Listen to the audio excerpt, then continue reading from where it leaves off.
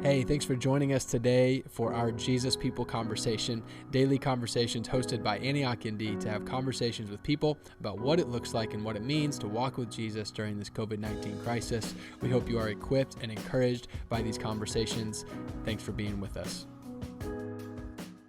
Hey, welcome back to our Jesus People Conversations. We have the legendary Stephanie Hynds. Steph Hynds. Steph Hynds. I go by Steph now. I go by Steph now. Okay. Welcome to it's Steph, okay? Not Stephanie. Mm-hmm. Sorry. I've been getting corrected because when you came on staff here, Mm-hmm. Everybody called you Steph, including me. Mm-hmm. And then I felt like one time you corrected probably me. Maybe and it like, was it's just to Stephanie. correct you. I don't know. You do have a thing about correcting me. It's bad. It's bad. I'm working through that in my God time. God time. Thanks for being with us. Yeah. I know that this is like your most favorite thing ever in the whole wide world. Oh my gosh. This is going to be awesome. Yeah. So thankful to have you. So tell us a little bit about you. Drew told us his middle name. Do you want to tell us your middle name? Sure. What is it? Stephanie Christine Hynds. It is Christine. Prophetic. Oh, man. He's hearing from God a lot lately. Yeah. And I also know your mom. So yeah. that's Me and why my I guess. guess. Work on staff right next to each other. Yes. Our desks are right next to each other and we actually love it. It goes pretty well. We enjoy it. We have a good relationship. Yes. What was the question? What was your middle name? Yeah, it was Christine. Christine. Your mom is Great. amazing. She And your is dad is amazing. I am really, really blessed with these parents. They've honestly been great throughout even this whole quarantine process. Nice. We meet about once a week because we Nice. figure it's family, so we're allowed. Totally. So I leave my place and go hang out with them on Sundays. That's awesome. And I'm really blessed just to be able to pray and worship with them. That's so yeah. cool. Yeah, my dad is like totally rebelling against the quarantine thing. He's like, I will not see my grandchildren until May. So he brings over plants and plants them, and that's his excuse for seeing the grandkids. Doing landscape. Yeah, exactly. So tell us a little bit about what you do on staff, Stephanie. Yeah. My role is director of volunteers and next steps. So care for our volunteers and then just help people to take their next steps in Jesus. Yes. So. It's awesome. You're doing a great job. Thanks. So when did you officially join staff? Because you've had an interesting timeline over the last couple of months. Yeah. February 3rd was my start date. I'll always remember it. And then Emily Schultz trained me for that whole month. Shout out Emily Schultz. Love her so much. Amazing. And then, I think I was in my role for a couple weeks. Yep. And then there was one morning where you guys asked me if I had groceries enough to last me 3 weeks. And I was like, I am not taking this seriously. And so I had to go out and buy groceries that day. And I've been quarantined. So you've been stuck in your room ever since. This is the first time you've come out. I am, first time. Every time I do come out, it does feel like the first time. I'm way too social for this. I love people so much. So even doing these recordings is like a breath of fresh air for me. So how's that been for you? You were like big time extrovert. Mm-hmm. How's the quarantine been for you? It has been difficult, which I've heard you guys have been also saying it's difficult. Yeah, it's hard for me too. Okay. You're not the only one it's hard for. Not the only one.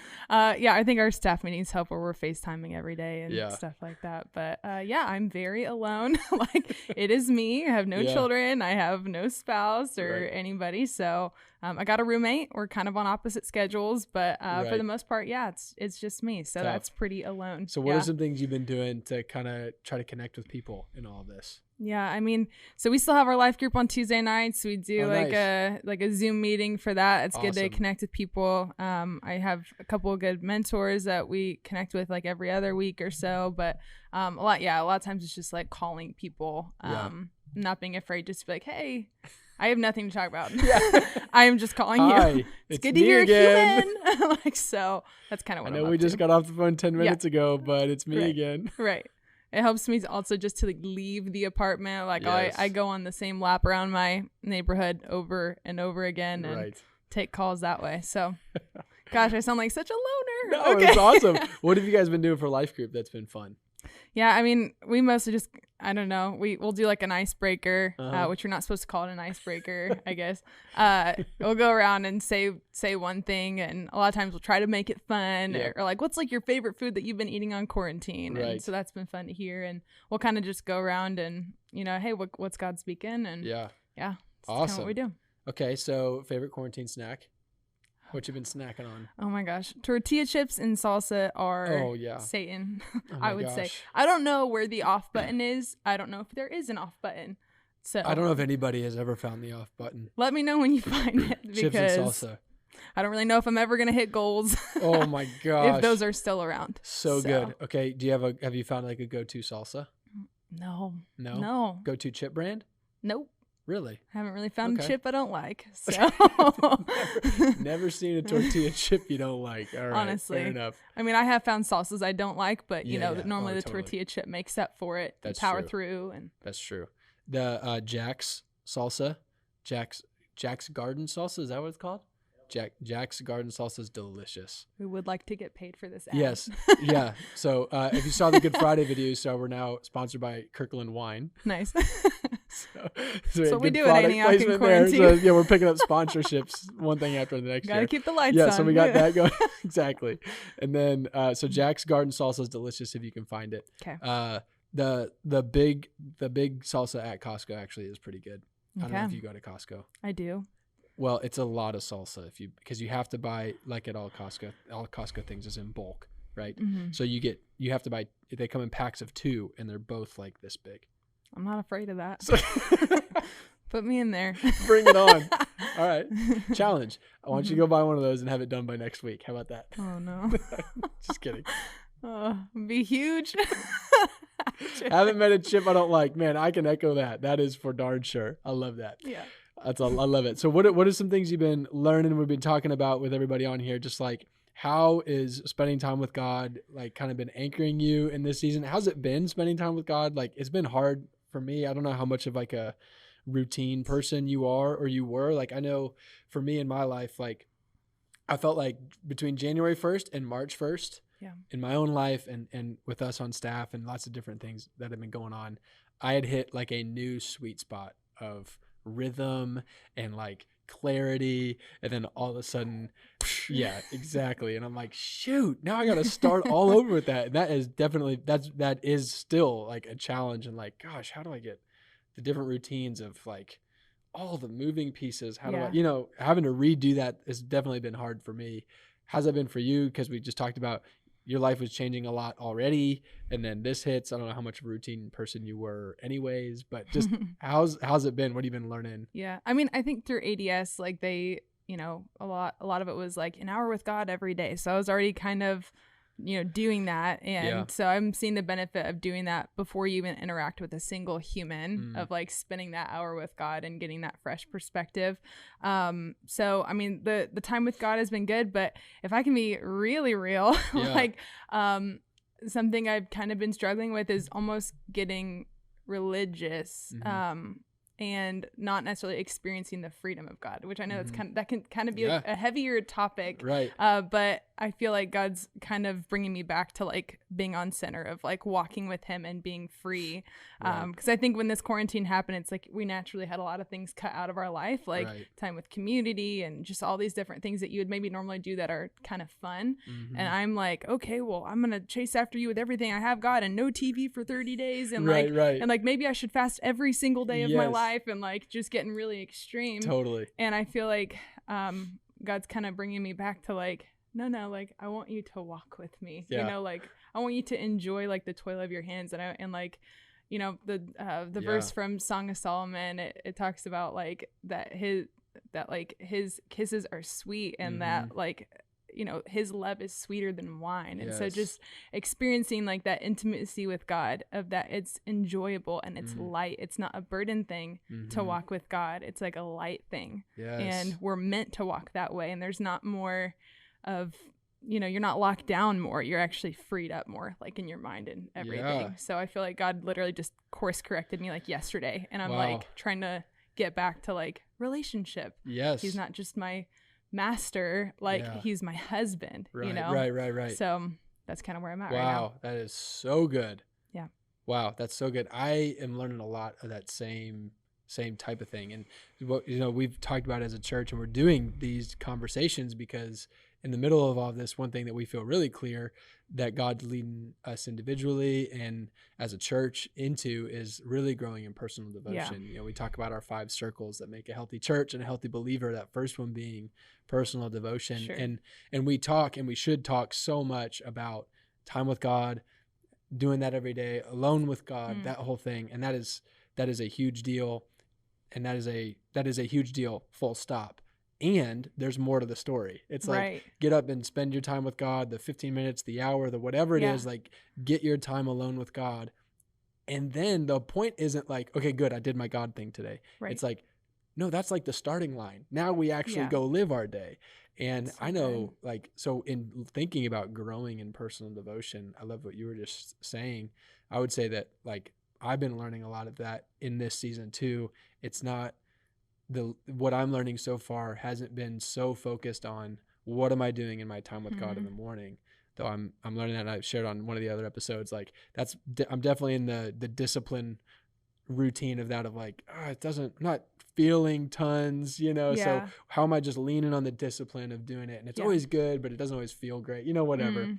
But I'm learning a lot, and I think that God has been kind of pulling me a lot, just like you were saying. I'm like, and the rest of the day, and like, I actually like you, and like like doing things with you too, whether it's like the run in the morning, the whatever task throughout the day, the sitting on the floor playing with Smith, or whatever it is. Like I feel like I'm having so much opportunity to grow in just that recognition of God in the moments. Yeah, I can agree. And I was on a walk the other day, and something I was talking to God about was, I was just like, God, how can I serve you better? Because I think I naturally am on the evangelistic side, where I would reach out to somebody in public, or I'd pray for somebody, and I feel like that's something that God's given me like a boldness in to do. And so I'm like, man, I haven't like really done that a whole lot, like, which I know that you're supposed to stay away from each other, but I pass the same people in my neighborhood every day. Yeah. And there's not like this thing in me that's like, hey, let me pray for you for over there. How you doing? Like, that's not in me. It's more so like, this person, and that's not me at all. Human, run. Anyway, so I was just like praying just like this really like sweet prayer, just like, God, how can I like serve you better right now? And he just said, love, like literally before the words even slipped out of my mouth, it was like, love me more. And because when you love God more, it's like you naturally just serve him better. Like the people, it doesn't feel like a burden to interact with a human and to like share the love of God. It's like you just want to. And so like if we can lean in and know God's character and delight in God, naturally we just serve him better. Gosh, that's so good. When Jimmy Cyber was here a little while ago, I don't remember if he shared this story, because I've heard him share it before, but I don't know if he said it when he was here. But one of his mentors, there was an elder at the church for a long, long time, an older guy named Daryl. He was dying of cancer, and kind of in his last month or so of life, he was at home and just couldn't really do much, so he was just sitting at home for kind of last month. And I remember Jimmy telling the story that as kind of they knew the days were winding down, he went over to visit Daryl one day and walked into the living room, and Daryl's just sitting in his chair, and Jimmy's like, hey, Daryl, how's it going? Daryl's like, I'm doing good. And I think Jimmy said Jimmy says like, it kind of slipped out. He's like, what you doing today or something, and Daryl's like, oh, just bearing fruit. And Jimmy was like, what? He's like, I'm sitting here bearing fruit. And he was like, what do you mean? He's like, well, John 15 says, when I am connected to the vine, that's when I bear fruit. So I'm just bearing fruit for Jesus. And I was like, oh, wow. Yeah. And that's in like the prayer strategy that you had made kind of for the church, which that is somewhere. Yeah. We can put a link to that. But it's something that I've been trying to pray through every day that you had kind of put together. That's in the personal devotion. It was off of John 15. Yeah. And it was like, that's what it all was about, was just abiding in God. You know, that like, I don't have to try to make this fruit like come out or whatever. It's like when you spend time with God, it just comes. So that's great. Yeah. So I've been learning so much about that. Just right there with you on like, I like doing things and that's great. Like there's nothing wrong with that. God made me that way. God made you that way. And that's a great thing. But I think I'm trying, and God's reorienting me I forget how you said it just the other day. What did you say? Oh, anyways, man. something just yesterday. You're right. You said just yesterday. I forget the word you used, but recentered or redirected you or whatever. Course corrected. Yeah, whatever it was awesome. Stop. It was great.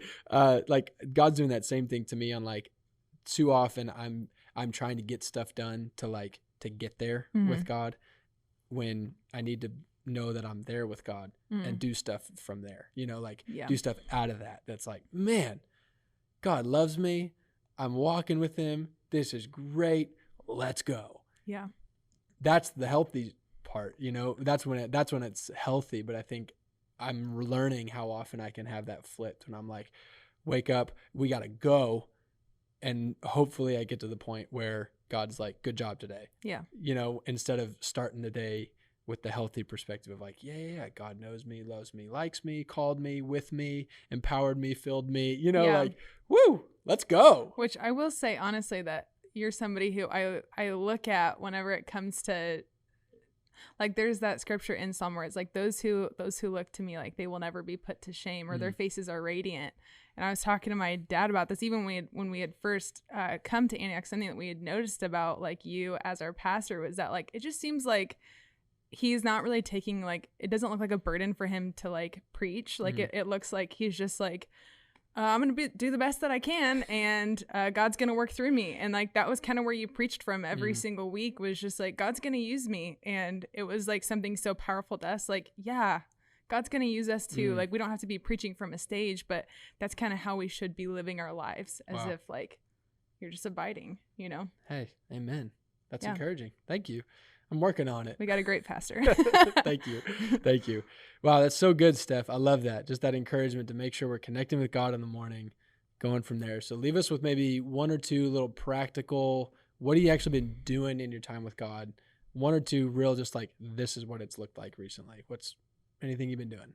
Yeah, I mean, I have a Bible reading plan, so that's helpful. Great. Start with that, Yeah, that's grab awesome. your coffee, because that's enjoyable. Like, I'm gonna have my coffee with you, But yeah, I would just say, okay, here's a good thing that I've been doing. Like a few weeks ago, I felt like there was 3 scriptures that God really wanted me to memorize. It was Psalm 1, 2 through 3. It's basically talking about blessed is the man who delights in the law of the Lord, who meditates on that day and night, and he's like a tree planted by streams of water, leaves never wither, yields fruit in his season. Okay. Yeah. And then the other one was Psalm 119, 103.